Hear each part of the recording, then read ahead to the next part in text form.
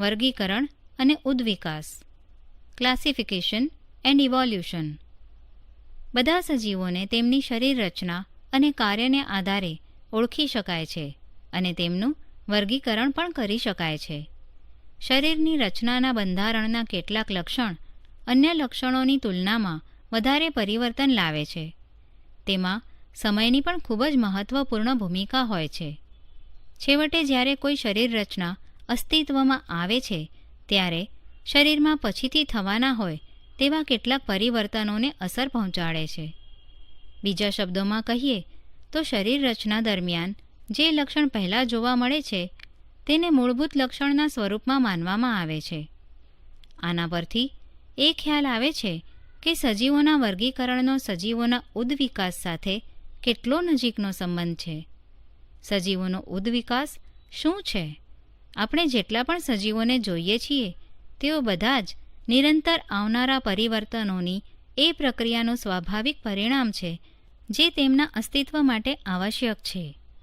સજીવના ઉદ્વિકાસની આ પૂર્વધારણાને સૌથી પહેલાં ચાર્લ્સ ડાર્વિને 1859માં તેમના પુસ્તક ધ ઓરિજિન ઓફ સ્પીસીસમાં આપી હતી. સજીવના ઉદ્વિકાસની આ પૂર્વધારણાને વર્ગીકરણ સાથે જોડીને જોતા આપણને જાણવા મળે છે કે કેટલાક સજીવ સમૂહોની શરીર રચનામાં પ્રાચીન સમયથી લઈને આજ સુધીમાં કોઈ ખાસ પરિવર્તન થયું નથી, પરંતુ કેટલાક સજીવ સમૂહોની શરીર રચનામાં પર્યાપ્ત પરિવર્તન જોવા મળે છે. પહેલા પ્રકારના સજીવોને આદિ અથવા નિમ્ન સજીવ કહે છે, જ્યારે બીજા પ્રકારના સજીવોને શ્રેષ્ઠ કે ઉચ્ચ સજીવ કહે છે. પરંતુ આ શબ્દ યોગ્ય નથી, કારણ કે તેનાથી તેઓની ભિન્નતાઓનો વ્યવસ્થિત ખ્યાલ આવતો નથી. તેને સ્થાને આપણે તેઓ માટે જૂના સજીવો કે પ્રાચીન સજીવો અને નવા સજીવો શબ્દનો ઉપયોગ કરી શકીએ છીએ. જો કે ઉદ્વિકાસ દરમિયાન સજીવોમાં જટિલતા પ્રવેશવાની સંભાવના હોય છે, એટલા માટે જૂના સજીવોને સાધારણ કે સામાન્ય અને નવા સજીવોને અપેક્ષા પ્રમાણેના જટિલ સજીવો પણ કહેવામાં આવે છે. વર્ગીકરણ સમૂહોની પદાનુક્રમિત સંરચના, the hierarchy of classification groups. Ernest Haeckel 1894, Robert Whittaker 1959 અને કાર્લ હુઝ 1977 નામના જીવવૈજ્ઞાનિકોએ બધા સજીવોને સૃષ્ટિ એટલે કે કિંગડમ નામના વ્યાપક વર્ગમાં વિભાજિત કરવાનો પ્રયત્ન કર્યો છે. વિટેકર દ્વારા રજૂ થયેલી વર્ગીકરણ પદ્ધતિમાં 5 સૃષ્ટિ છે: મોનેરા, પ્રોટિસ્ટા, ફૂગ એટલે કે ફંગાઈ, વનસ્પતિ સૃષ્ટિ એટલે કે પ્લાન્ટી અને પ્રાણી સૃષ્ટિ એટલે કે એનિમલિયા. આ સમૂહકોષીય સંરચના પોષણનો સ્ત્રોત અને શરીર આયોજન અને પોષણ મેળવવાની પદ્ધતિને આધારે બનાવાયા હતા. હુઝે તેમના વર્ગીકરણમાં મોનેરા સૃષ્ટિને આર્કિયોબેક્ટેરિયા અને યુબેક્ટેરિયામાં વહેંચી છે. તેને પણ ઉપયોગમાં લેવાય છે. ફરીથી ભિન્ન સ્તરોમાં સજીવોને ઉપસમૂહોમાં વર્ગીકૃત કરાય છે, જેમ કે સૃષ્ટિ એટલે કે કિંગડમ, સમુદાય એટલે કે ફાયલમ, પ્રાણીઓ માટે વિભાગ ડિવિઝન, વનસ્પતિઓ માટે વર્ગ એટલે કે ક્લાસ, ગોત્ર એટલે કે ઓર્ડર, કુળ એટલે કે ફેમિલી, પ્રજાતિ એટલે કે જીનસ, જાતિ એટલે કે સ્પીસીસ. આ રીતે વર્ગીકરણના સ્તરોમાં સજીવોના વિભિન્ન લક્ષણોને આધારે નાનામાં નાના સમૂહોમાં વહેંચતા જતાં આપણે વર્ગીકરણના નાનામાં નાના એકમ સુધી પહોંચી શકીએ. વર્ગીકરણનો સૌથી નાનામાં નાનો એકમ જાતિ એટલે કે સ્પીસીસ છે. અલબત્ત આપણે કયા સજીવોને એક જ જાતિના સજીવો કહીએ? વિશાળ અર્થમાં એક જાતિના એવા તમામ સજીવોનો સમાવેશ થાય છે જેઓ પ્રજનન કરીને પેઢીને આગળ વધારી શકે છે, એટલે કે શાશ્વત રહી શકે છે. વિટેકર દ્વારા રજૂ થયેલ સૃષ્ટિ વર્ગીકરણની 5 મુખ્ય સૃષ્ટિઓની વિશેષતાઓ નીચે વર્ણવેલી છે. મોનેરા. આ સજીવોમાં સુયોજિત કોષ કેન્દ્ર કે અંગિકાઓ હોતી નથી અને ના તો તેમના શરીર બહુકોષીય હોય છે. અન્ય રીતે જોતાં તેમાં જોવા મળતી વિવિધતા અન્ય લક્ષણો પર નિર્ભર કરે છે. તેઓમાં કેટલાકમાં કોષ દિવાલ જોવા મળે છે, જ્યારે કેટલાકમાં કોષ દિવાલ નથી. બહુકોષીય સજીવોમાં કોષ દિવાલ હોવી કે ન હોવી તેની વિપરીત અસર તેઓની શરીર રચના પર થતી નથી. કેટલાક સજીવો પોતાનો ખોરાક જાતે બનાવે છે, એટલે કે સ્વયંપોષી, અથવા કેટલાક પર્યાવરણમાંથી મેળવે છે, એટલે કે પરપોષી.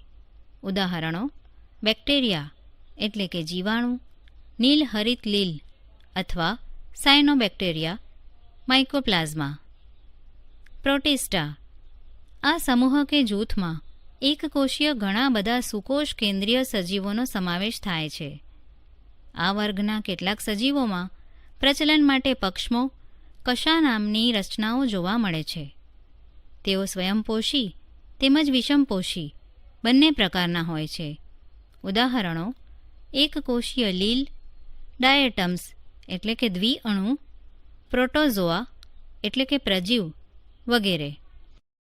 પ્રાણીસૃષ્ટિ એનિમલિયા.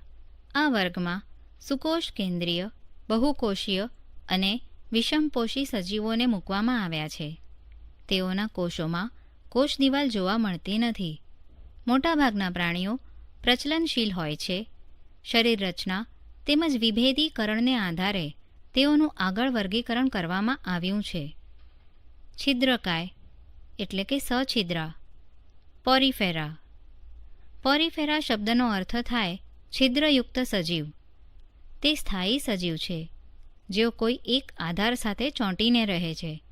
તેમના સંપૂર્ણ શરીરમાં અનેક છિદ્રો જોવા મળે છે. આ છિદ્રો શરીરમાં હાજર નલિકા તંત્ર સાથે જોડાયેલા હોય છે, જેના માધ્યમથી શરીરમાં પાણી, ઓક્સિજન અને ખોરાકનું વહન થાય છે. તેઓનું શરીર કઠણ આવરણ અથવા બાહ્ય કંકાલ દ્વારા ઢંકાયેલું હોય છે. તેઓની શરીર રચના અત્યંત સરળ હોય છે. તેઓને સામાન્યતઃ વાદળી કે સ્પોન્જિલાના નામથી ઓળખાય છે, જેઓ મોટે ભાગે દરિયાઈ નિવાસસ્થાન ધરાવે છે. ઉદાહરણો: સાયકોન, યુપ્લેક્ટિયા, સ્પોન્જિલા વગેરે. કોષ્ટાંતરી, સિલેન્ટ્રેટા, નિડેરિયા. આ પ્રાણીઓ જલીય નિવાસ ધરાવે છે. તેઓની શરીર રચના પેશીય સ્તરની હોય છે. તેઓમાં એક દેહ ગુહા જોવા મળે છે. તેઓનું શરીર 2 સ્તરનું કોષીય સ્તરથી બનેલું હોય છે, જેમાં આંતરિક સ્તર તેમજ બાહ્ય સ્તર હોય છે. તેઓની કેટલીક જાતિઓ સમૂહમાં કે વસાહતી સ્વરૂપે રહે છે, જેવી કે પ્રવાળ કે પરવાળા, અને કેટલીક જાતિઓ એકાકી હોય છે, જેવી કે હાઇડ્રા કે જળવ્યાળ. ઉદાહરણો: હાઇડ્રા એટલે કે જળવ્યાળ, સમુદ્રફૂલ, જેલીફિશ વગેરે. પૃથુકૃમિ, પ્લેટીહેલ્મિન્થેસ. અગાઉ વર્ણવેલા વર્ગોની સાપેક્ષે આ વર્ગના પ્રાણીઓની શરીર રચના વધારે જટિલ હોય છે. તેમના શરીર દ્વિપાર્શ્વસ્થ સમમિતિ ધરાવે છે, અથવા આ પ્રાણીઓના શરીર જમણી અને ડાબી એમ 2 સમાન સંરચના ધરાવતા ભાગો ધરાવે છે. તેઓ 3 સ્તરોની કોષીય સંરચનામાં વિભેદિત થાય છે. આવા પ્રાણીઓને ત્રિગર્ભસ્તરીય એટલે કે ટ્રિપ્લોબ્લાસ્ટિક પ્રાણીઓ કહે છે. આ પ્રાણીઓના શરીરમાં બાહ્ય અને આંતરિક બંને પ્રકારના અસ્તર બને છે, અને તેઓમાં કેટલાક અંગો પણ બને છે. તેથી ત્યાં અમુક પ્રમાણમાં પેશીઓનું નિર્માણ થાય છે. તેઓમાં સાચી કે વાસ્તવિક દેહગુહાનો અભાવ હોય છે, જેમાં સુવિકસિત અંગ વ્યવસ્થિત હોય છે. તેઓના શરીર પૃથુ અથવા ચપટા હોય છે. તેથી જ તેઓને ચપટાકૃમિ કે પૃથુકૃમિ કહે છે. તેઓમાં પ્લેનેરિયા જેવા મુક્તજીવી પ્રાણી અને યકૃત કૃમિ જેવા પરોપજીવી પ્રાણીઓ હોય છે. આમ તેઓ મુક્તજીવી કે પરોપજીવી પ્રાણીઓ છે. સૂત્રકૃમિ, નિમેટોડા. તેઓ પણ ત્રિગર્ભસ્તરીય પ્રાણીઓ છે, અને તેઓમાં પણ દ્વિપાર્શ્વસ્થ સમમિતિ જોવા મળે છે, પરંતુ તેઓના શરીર ચપટા હોતા નથી, નળાકાર હોય છે. તેઓની દેહ ગુહાને કૂટ દેહ કોષ્ટ કે આભાસી શરીર ગુહા કહે છે. આમાં પેશી જોવા મળે છે, પરંતુ અંગતંત્ર સંપૂર્ણપણે વિકસિત હોતા નથી. તેઓની શરીર રચના પણ ત્રિગર્ભસ્તરીય હોય છે. તેઓ મોટાભાગના પરોપજીવી હોય છે. પરોપજીવી હોવાને કારણે તેઓ બીજા પ્રાણીઓમાં રોગ ઉત્પન્ન કરે છે.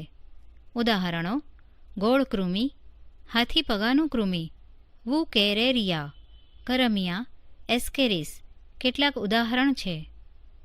નુપુરક એનેલિડા. નુપુરક પ્રાણીઓ પણ દ્વિપાર્શ્વસ્થ સમમિતિ તેમજ ત્રિગર્ભસ્તરીય હોય છે. તેઓમાં સાચી શરીર ગુહાયુક્ત દેહ પણ જોવા મળે છે, જેનાથી સાચા અંગ શરીર રચનામાં નિર્માણ પામે છે. આથી અંગોમાં વ્યાપક ભિન્નતાઓ હોય છે. આ ભિન્નતાઓ તેઓના શરીરના શીર્ષથી પૂંછડી સુધી એક પછી એક ખંડોના સ્વરૂપે હાજર હોય છે. નુપુરક એ મીઠા જળ, દરિયાઈ જળ તેમજ સ્થળજ પ્રકારના રહેઠાણ ધરાવે છે. તેઓમાં પરિવહન, પાચન, ઉત્સર્જન અને ચેતાતંત્ર જોવા મળે છે. ઉદાહરણ: અળસિયું, રેતીકીડો, જડો વગેરે. સંધિપાદ આર્થ્રોપોડા. આ પ્રાણી જગતનો સૌથી મોટો સમુદાય છે.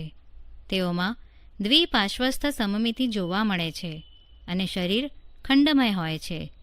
તેઓમાં ખુલ્લા પ્રકારનું પરિવહન તંત્ર જોવા મળે છે.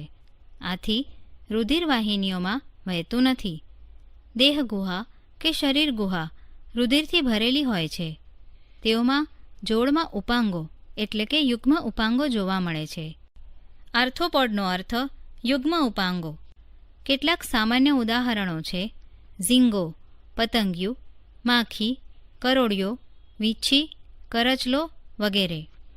મૃદુકાય મોલુસ્કા. આ પ્રાણીઓના સમૂહમાં પણ દ્વિપાર્શ્વસ્થ સમમિતિ જોવા મળે છે. તેઓની દેહ ગુહા નાની હોય છે તેમજ શરીરમાં થોડુંક વિખંડન થાય છે. મોટાભાગના મૃદુકાય પ્રાણીઓમાં કવચ જોવા મળે છે. તેઓમાં ખુલ્લું પરિવહન તંત્ર અને ઉત્સર્જન માટે મૂત્રપિંડ જેવી રચનાઓ પણ જોવા મળે છે. તેઓ પ્રચલન માટે મૃદુ પગનો ઉપયોગ કરે છે. ઉદાહરણો: કાઇટોન, ઓક્ટોપસ, પાઇલા વગેરે. શૂળત્વચી એકિનોડર્મેટા. ગ્રીકમાં એકિનોનો અર્થ થાય છે કંટકીય નલિકામય રચના, દેટ ઇઝ હેડજહોગ, અને ડર્માનો અર્થ થાય છે ત્વચા.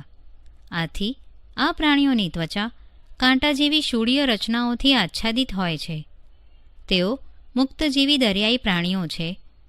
તેઓ દેહ ગુહા કે શરીર ગુહાયુક્ત ત્રિગર્ભસ્તરીય પ્રાણીઓ છે. તેઓમાં વિશિષ્ટ પ્રકારનું જલ પરિવહન નલિકા તંત્ર જોવા મળે છે, જે તેઓને પ્રચલનમાં સહાયક બને છે. તેઓમાં કેલ્શિયમ કાર્બોનેટનું સખત કંકાલ અને શૂળો જોવા મળે છે. ઉદાહરણો: તારા માછલી, સાગરગોટા વગેરે. પ્રાથમિક મેરુદંડી પ્રોટોકોર્ડેટા પ્રમેરુદંડી. તેઓ દ્વિપાર્શ્વસ્થ સમમિતીય ત્રિગર્ભસ્તરી તેમજ દેહયુક્ત પ્રાણીઓ છે. તેઓમાં શરીર રચનાના વધારાના કેટલાક નવા લક્ષણો જોવા મળે છે, જેવા કે મેરુદંડ. તે નવું લક્ષણ તેમના જીવનની કેટલીક અવસ્થાઓમાં નિશ્ચિતપણે હાજર હોય છે. મેરુદંડ એક લાકડી જેવી લાંબી રચના છે, જે પ્રાણીઓમાં પૃષ્ઠભાગે જોવા મળે છે. તે ચેતાપેશીને અન્નમાર્ગથી અલગ કરે છે. તે સ્નાયુઓને જોડવાનું સ્થાન પણ આપે છે, જેનાથી પ્રચલન સરળતાથી થઈ શકે છે. પ્રાથમિક મેરુદંડી પ્રાણીઓમાં તેમના જીવનની બધી જ અવસ્થાઓ સુધી મેરુદંડ હાજર રહેતો નથી. તેઓ દરિયાઈ પ્રાણી છે. ઉદાહરણો: બાલાનોગ્લોસસ, હર્ડમેનિયા, એમ્ફિઓક્સસ વગેરે. વર્ગીકરણનો આધાર શું છે? What is the basis of classification? સજીવોના સમૂહોના વર્ગીકરણનો પ્રયાસ પ્રાચીન સમયથી થતો રહ્યો છે. ગ્રીક તત્વચિંતક એરિસ્ટોટલે સજીવોનું વર્ગીકરણ તેમના જમીન, પાણી કે હવામાં નિવાસને આધારે કર્યું હતું. તે સજીવને ઓળખવાનો ખૂબ જ સરળ પરંતુ ભ્રામક રસ્તો છે. કોરલ્સ. ઉદાહરણ તરીકે, સમુદ્રમાં રહેવાવાળા સજીવો જેવા કે પ્રવાળ એટલે કે કોરલ્સ, વ્હેલ, ઓક્ટોપસ, સ્ટારફિશ એટલે કે તારા માછલી અને શાર્ક તે કોઈપણ રીતે એકબીજાથી ખૂબ જ ભિન્ન છે. આ બધામાં એકમાત્ર સમાનતા તેમના નિવાસસ્થાનની છે. એના જ આધારે સજીવો વિશે વિચારવા અને અભ્યાસ કરવા માટે તેમને સમૂહોમાં વહેંચવા યોગ્ય નથી. એટલા માટે આપણે હવે તે નિર્ણય કરવાનો છે કે કયા વિશિષ્ટ લક્ષણોને આધારે મોટા વર્ગનું નિર્માણ કરી શકાય. ત્યારબાદ આપણે અન્ય લક્ષણોના આધારે કોઈક વર્ગને ઉપસમૂહોમાં વર્ગીકૃત કરી શકીએ. આ રીતે દરેક વર્ગમાં વર્ગીકરણની ક્રિયા નવા લક્ષણોને ધ્યાનમાં રાખીને અમલમાં મૂકી શકીએ છીએ. આ વિષયમાં આગળ વધતા પહેલાં આપણે લક્ષણોના અર્થને સમજવા પડશે. જ્યારે આપણે કોઈપણ સજીવને વિવિધ સમૂહોમાં વર્ગીકૃત કરીએ ત્યારે સૌથી પહેલાં આપણે એ જાણવું જરૂરી બને છે કે આ સમૂહના સભ્યોમાં કઈ કઈ સમાનતાઓ છે, જેના આધારે કેટલાક સજીવોને એકસાથે રાખી શકાય છે. વાસ્તવમાં આ તેમનું લક્ષણ અને વર્તણૂક હોય છે, અથવા આપણે એમ કહી શકીએ કે તે સજીવોનું સ્વરૂપ અને કાર્ય હોય છે. કોઈપણ સજીવની લાક્ષણિકતા તે સજીવનું કોઈ વિશિષ્ટ સ્વરૂપ અથવા વિશિષ્ટ કાર્ય છે. હાથમાં 5 આંગળીઓ હોય છે જે એક લક્ષણ છે. તેવી જ રીતે આપણી દોડવાની ક્ષમતા છે અને વડના વૃક્ષની દોડવાની ક્ષમતા હોતી નથી, તે પણ એક લક્ષણ છે. હવે આપણે જોઈશું કે કેટલાક લક્ષણોને કેવી રીતે અન્યની તુલનામાં વધારે પાયાના લક્ષણોના સ્વરૂપમાં વર્ગીકૃત કરવામાં આવે છે. આપણે વિચાર કરીએ કે એક પથ્થરની દિવાલ કેવી રીતે બને છે.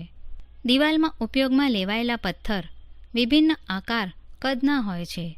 અહીંયા ધ્યાન રાખવા જેવી બાબત એ છે કે ઉપરની તરફ મૂકેલા પથ્થરોના આકાર અને કદ નીચેના પથ્થરોને પ્રભાવિત કરતા નથી, પરંતુ નીચલા સ્તરના પથ્થરોના આકાર એમની ઉપરવાળા પથ્થરોના આકાર પર ચોક્કસ પ્રભાવ પાડે છે. અહીં સૌથી નીચેના સ્તરના પથ્થરની જેમ સજીવોના એવા લક્ષણોને લેવામાં આવે કે જે સજીવોના મોટાભાગના વર્ગને નિર્ધારિત કરે છે. તે લક્ષણ સજીવના બીજા કોઈપણ સંરચનાત્મક તથા ક્રિયાત્મક લક્ષણથી સ્વતંત્ર હોય છે, પરંતુ તેના પછીના સ્તરના લક્ષણ પહેલા સ્તરના લક્ષણ પર તો નિર્ભર હોય જ છે, તેમજ તેના પછીના સ્તરના પ્રકારને નિર્ધારિત કરે છે. બિલકુલ તેવી જ રીતે આપણે સજીવોને વર્ગીકરણ માટે પરસ્પર સંબંધિત લક્ષણોના એક અનુક્રમ બનાવી શકીએ. સાંપ્રત દિવસોમાં આપણે સજીવોના વર્ગીકરણ માટે કોષની પ્રકૃતિથી શરૂઆત કરીને ભિન્ન આંતર સંબંધિત લક્ષણોને દ્રષ્ટિગોચર કરીએ છીએ. ઉદ્વિકાસીય વર્ગીકરણ માટે આવી લાક્ષણિકતાના કેટલાક સચોટ ઉદાહરણો શું છે? ચાલો આપણે એવા લક્ષણો પર ધ્યાન આપીએ. એક સુકોષ કેન્દ્રી કોષમાં કેન્દ્ર સહિત કેટલીક પટલીય અંગિકાઓ હોય છે, જેના કારણે કોષીય ક્રિયા અલગ અલગ કોષોમાં ક્ષમતાપૂર્વક થાય છે. આ જ કારણ છે કે જે કોષોમાં પટલયુક્ત અંગિકાઓ અને કોષ કેન્દ્ર ન હોય તેની જૈવ રાસાયણિક પથ ભિન્ન હોય છે. આની અસર કોષની સંરચનાના બધા જ પાસાઓ પર પડે છે. આ ઉપરાંત કોષ કેન્દ્રયુક્ત કોષોમાં બહુકોષીય સજીવના નિર્માણની ક્ષમતા હોય છે, કારણ કે તેઓ કોઈ ખાસ કાર્યો માટે વિશિષ્ટકરણ પામી શકે છે. આથી જ કોષીય સંરચના અને કાર્ય વર્ગીકરણના આધારભૂત કે મૂળભૂત લક્ષણ છે. પ્રશ્ન એ થાય છે કે શું કોષો એકલા મળી આવે છે, અથવા શું એક સાથે સમૂહોમાં કોષો મળી આવે છે, અથવા શું કોષો અવિભાજ્ય સમૂહમાં મળી આવે છે? જો કોષો એક સાથે સમૂહ બનાવી કોઈ એક સજીવનું નિર્માણ કરે છે તો તેમાં શું શ્રમ વિભાજન જોવા મળે છે? શારીરિક રચનામાં બધા જ કોષો એક સરખા હોતા નથી, પરંતુ કોષોનો સમૂહ કેટલાક વિશિષ્ટ કાર્યો માટે વિશિષ્ટકરણ પામેલા હોય છે. આ જ કારણને લીધે સજીવોની શારીરિક રચનામાં વધારે પડતી ભિન્નતા હોય છે. આના પરિણામ સ્વરૂપે આપણે જાણી શકીએ છીએ કે એક અમીબા અને એક કૃમિની શરીર રચનામાં કેટલી ભિન્નતા હોય છે. શું સજીવ પ્રકાશ સંશ્લેષણની ક્રિયા દ્વારા પોતાનો ખોરાક પોતાની જાતે બનાવે છે? પોતાની જાતે ખોરાક બનાવવાની ક્ષમતા રાખવાવાળા સજીવો અને બહારથી ખોરાક પ્રાપ્ત કરવાવાળા સજીવોની શારીરિક રચનામાં આવશ્યક ભિન્નતા જોવા મળે છે. જે સજીવો પ્રકાશ સંશ્લેષણ કરે છે તેઓને વનસ્પતિઓ કહે છે. વનસ્પતિઓનું શારીરિક ગઠન કયા સ્તરનું થાય છે? તેવી જ રીતે પ્રાણીઓમાં કેવી રીતે શરીર વિકાસ પામે છે અને શરીરના વિભિન્ન અંગ કેવી રીતે બને છે? આ ઉપરાંત ભિન્ન કાર્યો માટે કયા વિશિષ્ટ અંગો છે? આવા થોડાક પ્રશ્નોના માધ્યમથી આપણે જાણી શકીએ કે કેવી રીતે ભિન્ન લક્ષણોને અનુક્રમિત કરી શકાય. વર્ગીકરણ માટે વનસ્પતિઓના દેહના લક્ષણ પ્રાણીઓના લક્ષણથી ભિન્ન છે. આનું કારણ એ છે કે વનસ્પતિઓના દેહમાં ખોરાક બનાવવાની ક્ષમતા અનુસાર વિકાસ થાય છે, જ્યારે પ્રાણીઓને તેમના દેહની બહારથી ખોરાક ગ્રહણને અનુસરીને વિકાસ થાય છે. આ જ લક્ષણ એટલે કે જેમ કે હાડપિંજર હોવું વર્ગીકરણ દરમિયાન ઉપસમૂહ અને ત્યારબાદ મોટા સમૂહોના વિભાજન કરવા માટે મૂળભૂત આધાર બને છે. ફૂગ ફંગાઈ આ વિષમપોષી યુકેરિયોટિક સજીવ છે. તેઓ સડેલા કાર્બનિક પદાર્થોનો પોષણ માટે ઉપયોગ કરે છે, તેથી તેઓને મૃતજીવી પણ કહે છે. તેઓમાંની ઘણી બધી ફૂગ તેમના જીવનની વિશેષ અવસ્થામાં બહુકોષીય ક્ષમતા પ્રાપ્ત કરી લે છે. ફૂગની કોષ દિવાલમાં કાઇટિન નામની જટિલ શર્કરા જોવા મળે છે. ઉદાહરણો યીસ્ટ, મશરૂમ એટલે કે એગેરેક્સ. કેટલીક ફૂગની જાતિઓ નીલહરિત નીલ એટલે કે સાયનોબેક્ટેરિયાની સાથે સ્થાયી આંતરસંબંધ ધરાવે છે, જેને સહજીવન કહે છે. આવા સહજીવી સજીવોને લાઇકેન કહે છે. તે લાઇકેન્સ મોટે ભાગે વૃક્ષોની છાલ પર રંગીન ધબ્બાઓ સ્વરૂપમાં જોવા મળે છે. વનસ્પતિ સૃષ્ટિ એટલે કે પ્લાન્ટી. આ વર્ગમાં કોષ દિવાલ ધરાવતા બહુકોષીય સુકોષ કેન્દ્રીય યુકેરિયોટિક સજીવો આવે છે. તેઓ સ્વયંપોષી છે અને પ્રકાશ સંશ્લેષણના માટે હરિતકણનો ઉપયોગ કરે છે. આ વર્ગમાં બધી જ વનસ્પતિઓનો સમાવેશ થાય છે, કારણ કે આપણી આસપાસ વનસ્પતિઓ અને પ્રાણીઓ સૌથી વધારે જોવા મળે છે. જો કે વનસ્પતિ સૃષ્ટિના ઉપવર્ગોની ચર્ચા આના પછી કરેલી છે. પ્રાણી સૃષ્ટિ એનિમલિયા. આ વર્ગમાં એવા બધા બહુકોષીય સુકોષ કેન્દ્રી જીવો આવેલા છે કે જેમાં કોષ દિવાલનો અભાવ હોય છે. આ વર્ગના સજીવો વિષમપોષી હોય છે. તેમના ઉપવર્ગોની ચર્ચા આપણે આ પછી કરીશું. વનસ્પતિ સૃષ્ટિ પ્લાન્ટી. વનસ્પતિઓમાં પ્રથમ સ્તરના વર્ગીકરણ એ તથ્યો પર આધારિત છે કે વનસ્પતિ દેહના મુખ્ય ભાગો પૂર્ણ રીતે વિકસિત તેમજ વિભેદિત હોય છે અથવા વિભેદિત હોતા નથી. વર્ગીકરણના તેના પછીના સ્તરમાં વનસ્પતિ દેહમાં પાણી અને અન્ય પદાર્થોના સંવહન કરવાવાળી વિશિષ્ટ પેશીઓની હાજરીને આધારે વર્ગીકરણ થાય છે. ત્યારબાદ વર્ગીકરણની ક્રિયાને અંતર્ગત એ જોવામાં આવે છે કે વનસ્પતિઓમાં બીજ ધારણની ક્ષમતા છે અથવા નથી. જો બીજ ધારણની ક્ષમતા હોય તો બીજ ફળની અંદર વિકાસ પામે છે અથવા વિકાસ પામતું નથી. સુકાયક એટલે કે એકાંગી થેલોફાઇટા. આ વનસ્પતિઓની શરીર રચનામાં વિભેદીકરણ જોવા મળતું નથી. આ વર્ગની વનસ્પતિઓને સામાન્ય રીતે લીલ કહેવાય છે. તેઓ મુખ્યત્વે પાણીમાં જોવા મળે છે. ઉદાહરણો યુલોથ્રિક્સ, સ્પાયરોગાયરા, કારા અને ક્લેડોફોરા વગેરે. દ્વિઅંગી બ્રાયોફાઇટા. વનસ્પતિ સૃષ્ટિના આ વર્ગની વનસ્પતિઓના વનસ્પતિ વર્ગને ઉભયજીવી કહેવાય છે. વનસ્પતિ દેહ આ વનસ્પતિના પ્રકાંડ અને પર્ણો જેવી રચનામાં વિભેદિત થાય છે. જો કે આ વનસ્પતિમાં દેહના એક ભાગથી બીજા ભાગ સુધી પાણી તથા બીજી વસ્તુઓનું વહન કરવા માટે કોઈ વિશિષ્ટ પેશીય સંરચના કે પેશી જોવા મળતી નથી. ઉદાહરણ શેવાળ, ફ્યુનારિયા, માર્કેન્શિયા. ત્રિઅંગી ટેરિડોફાઇટા. આ વર્ગની વનસ્પતિઓના શરીર, મૂળ, પ્રકાંડ અને પર્ણમાં વિભાજિત હોય છે.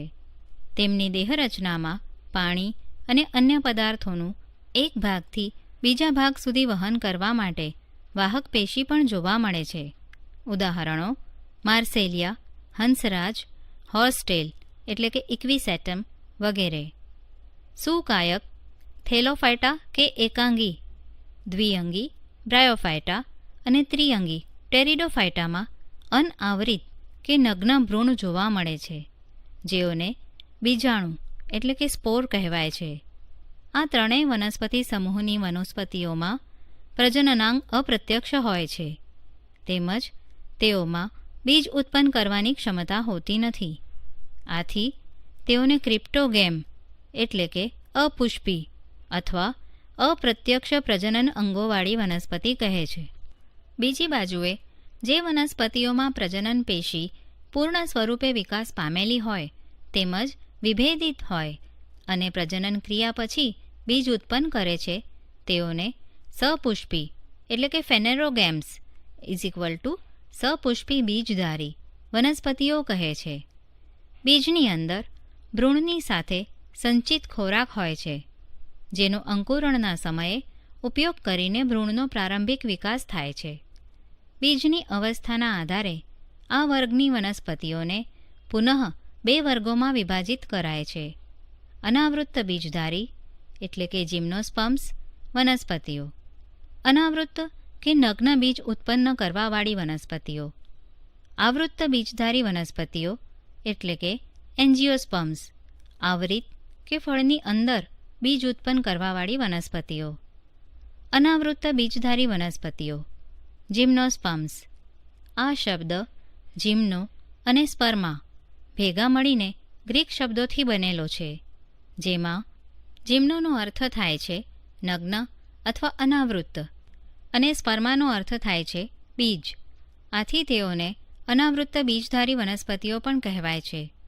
તેઓ બહુવર્ષાયુ, સદાબહાર અને કાષ્ઠીય વનસ્પતિઓ હોય છે. ઉદાહરણો પાઇનસ અને સાયકસ. આવૃત્ત બીજધારી વનસ્પતિઓ એન્જિયોસ્પર્મ્સ. આ શબ્દ 2 ગ્રીક શબ્દોથી બનેલો છે. એન્જિયો એટલે કે આવરિત, સ્પર્મા એટલે કે બીજ અથવા આ વનસ્પતિઓના બીજ ફળોની અંદર આવરિત કે ઢંકાયેલા હોય છે. તેમના બીજનો વિકાસ બીજાશયની અંદર થાય છે, જે ત્યારબાદ ફળ બને છે. તેમને સપુષ્પી વનસ્પતિઓ પણ કહે છે. તેઓમાં ખોરાકનો સંગ્રહ બીજપત્રોમાં થાય છે અથવા ભ્રૂણપોષમાં થાય છે. બીજપત્રોની સંખ્યાને આધારે આવૃત્ત બીજધારી વનસ્પતિઓને 2 વર્ગમાં વિભાજન કરાય છે. એક બીજપત્ર ધરાવતી વનસ્પતિઓને એકદળી વનસ્પતિઓ અને 2 બીજપત્રો ધરાવતી વનસ્પતિઓને દ્વિદળી વનસ્પતિઓ કહેવાય છે. પ્રવૃત્તિ 2. ભીંજવેલા ચણા, ઘઉં, મકાઈ, વટાણા અને આંબલીના બીજ લો. ભીંજવેલા બીજ પાણીના અભિશોષણને કારણે નરમ થઈ જાય છે. આ બીજને 2 ભાગમાં વહેંચવાનો પ્રયત્ન કરો. શું આમાંના બધા જ ફાટીને 2 સરખા ભાગોમાં વહેંચાઈ જાય છે? જે બીજ 2 અડધા ભાગોમાં દેખાય છે તેઓ દ્વિદળી બીજ છે, અને જે તૂટતા નથી અને 2 ભાગોમાં વહેંચાતા નથી તેઓ એકદળી બીજ છે. હવે આ વનસ્પતિઓના મૂળ, પર્ણો અને પુષ્પોને જુઓ. શું આ મૂળ સોટીમય છે કે તંતુમય? શું પર્ણોમાં સમાંતર કે જાલાકાર શિરાવિન્યાસ છે? આ વનસ્પતિઓના પુષ્પોમાં કેટલા દલપત્રો છે? શું તમે એકદળી અને દ્વિદળી વનસ્પતિઓના આનાથી વધારે લક્ષણો અવલોકનને આધારે લખી શકો છો? પૃષ્ઠવંશી વર્ટેબ્રેટા. આ પ્રાણીઓમાં સાચો મેરુદંડ તેમજ અંતઃકંકાલ જોવા મળે છે. આ કારણે આ પ્રાણીઓમાં સ્નાયુ કંકાલ સાથે જોડાયેલ હોય છે, જે તેઓને પ્રચલનમાં મદદરૂપ થાય છે. પૃષ્ઠવંશીઓ દ્વિપાર્શ્વસ્થ સમમિતિ ત્રિગર્ભસ્તરી દેહકોષ્ઠી પ્રાણીઓ છે. તેઓમાં પેશીઓ તેમજ અંગોનું જટિલ કક્ષાએ વિભેદન થયેલું જોવા મળે છે. બધા જ પૃષ્ઠવંશી પ્રાણીઓમાં નીચે આપેલા લક્ષણો જોવા મળે છે: 1. મેરુદંડ ધરાવે. 2. પૃષ્ઠ કશેરૂ કદંડ તેમજ કરોડરજ્જુ. 3. ત્રિગર્ભસ્તરીય શરીર રચના. 4. યુગ્મિત ઝાલર પોથી. 5. દેહકોષ્ઠ કે દેહગુહા કે શરીર ગુહા. 6. ચુસમુખા. પૃષ્ઠવંશીઓને 6 વર્ગોમાં વિભાજિત કરેલા છે. 1. મત્સ્ય એટલે કે પાઇસીસ. તેઓ માછલીઓ છે જે સમુદ્ર અને મીઠા પાણી બંને સ્થાને જોવા મળે છે.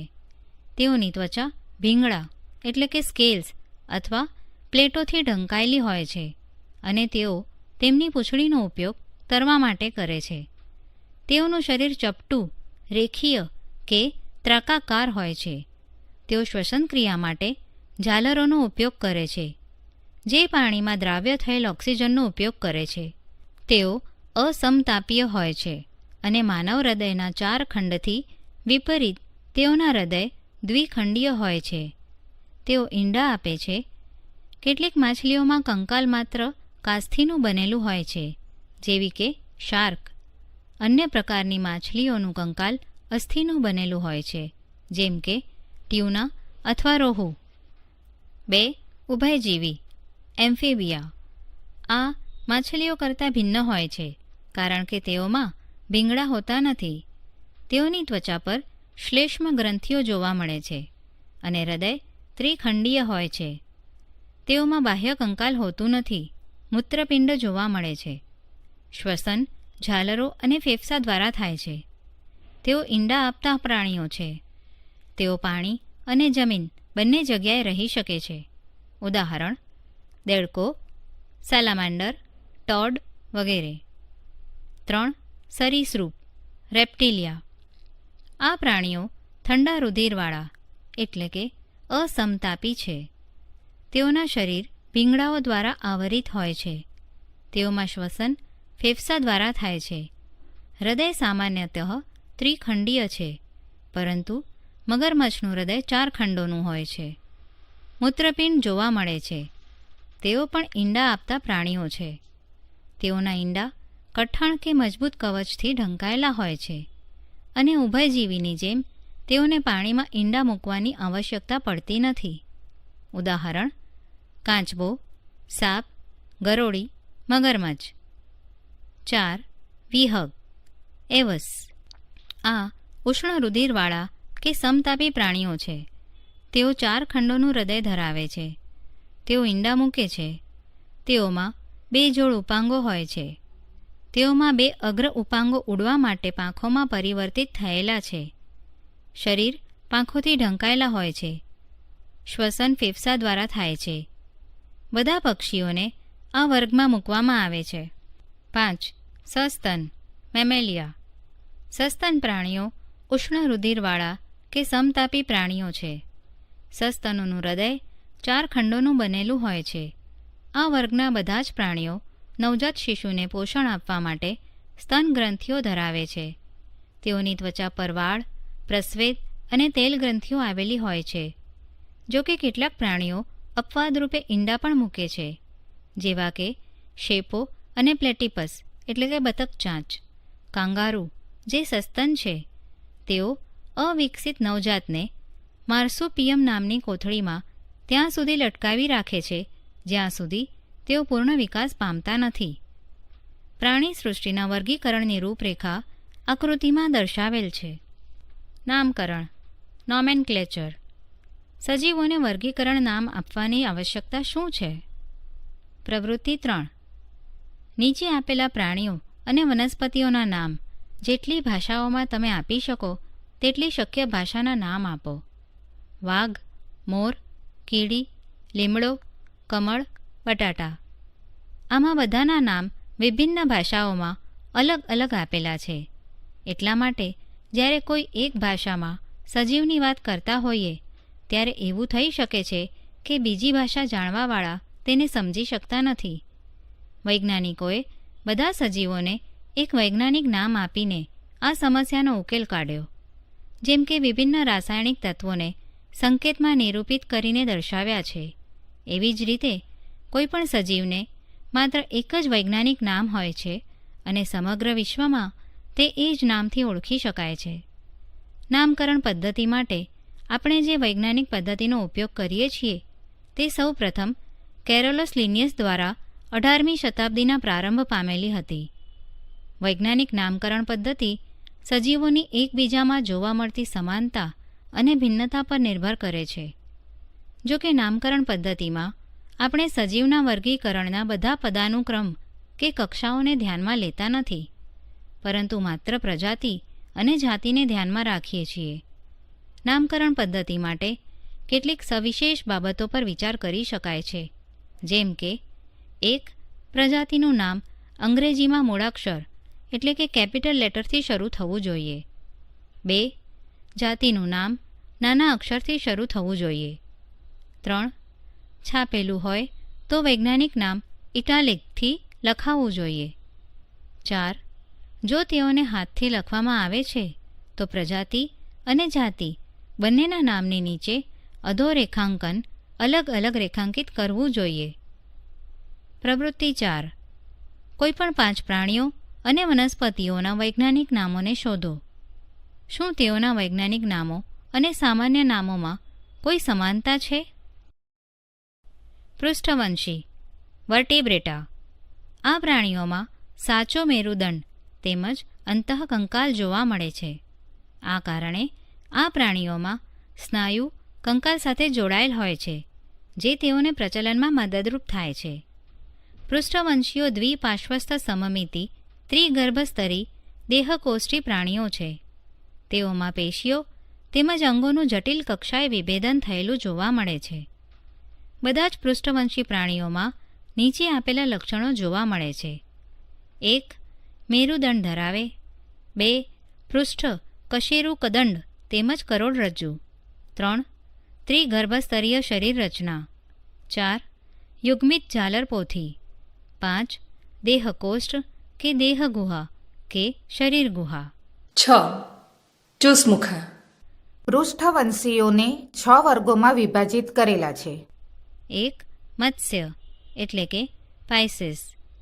તેઓ માછલીઓ છે જે સમુદ્ર અને મીઠા પાણી બંને સ્થાને જોવા મળે છે. તેઓની ત્વચા ભીંગડા એટલે કે સ્કેલ્સ અથવા પ્લેટોથી ઢંકાયેલી હોય છે અને તેઓ તેમની પૂંછડીનો ઉપયોગ તરવા માટે કરે છે. તેઓનું શરીર ચપટું, રેખીય કે ત્રાકાકાર હોય છે. તેઓ શ્વસન ક્રિયા માટે ઝાલરોનો ઉપયોગ કરે છે, જે પાણીમાં દ્રાવ્ય થયેલ ઓક્સિજનનો ઉપયોગ કરે છે. તેઓ અસમતાપીય હોય છે અને માનવ હૃદયના 4 ખંડથી વિપરીત તેઓના હૃદય દ્વિખંડીય હોય છે. તેઓ ઈંડા આપે છે.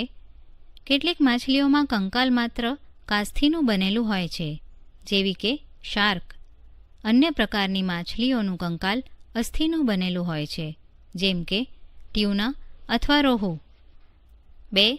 ઉભયજીવી એમ્ફીબિયા. આ માછલીઓ કરતાં ભિન્ન હોય છે કારણ કે તેઓમાં ભીંગડા હોતા નથી. તેઓની ત્વચા પર શ્લેષ્મ ગ્રંથિઓ જોવા મળે છે અને હૃદય ત્રિખંડીય હોય છે. તેઓમાં બાહ્ય કંકાલ હોતું નથી. મૂત્રપિંડ જોવા મળે છે. શ્વસન ઝાલરો અને ફેફસા દ્વારા થાય છે. તેઓ ઈંડા આપતા પ્રાણીઓ છે. તેઓ પાણી અને જમીન બંને જગ્યાએ રહી શકે છે. ઉદાહરણ દેડકો, સેલામાન્ડર, ટોડ વગેરે. 3. સરીસૃપ રેપ્ટિલિયા. આ પ્રાણીઓ ઠંડા રુધિરવાળા એટલે કે અસમતાપી છે. તેઓના શરીર ભીંગડાઓ દ્વારા આવરિત હોય છે. તેઓમાં શ્વસન ફેફસા દ્વારા થાય છે. હૃદય સામાન્યતઃ ત્રિખંડીય છે, પરંતુ મગરમચ્છનું હૃદય 4 ખંડોનું હોય છે. મૂત્રપિંડ જોવા મળે છે. તેઓ પણ ઈંડા આપતા પ્રાણીઓ છે. તેઓના ઈંડા કઠણ કે મજબૂત કવચથી ઢંકાયેલા હોય છે અને ઉભયજીવીની જેમ તેઓને પાણીમાં ઈંડા મૂકવાની આવશ્યકતા પડતી નથી. ઉદાહરણ કાચબો, સાપ, ગરોળી, મગરમચ્છ. 4. વિહગ એવસ. આ ઉષ્ણ રુધિરવાળા કે સમતાપી પ્રાણીઓ છે. તેઓ 4 ખંડોનું હૃદય ધરાવે છે. તેઓ ઈંડા મૂકે છે. તેઓમાં 2 જોડ ઉપાંગો હોય છે. તેઓમાં 2 અગ્ર ઉપાંગો ઉડવા માટે પાંખોમાં પરિવર્તિત થયેલા છે. શરીર પાંખોથી ઢંકાયેલા હોય છે.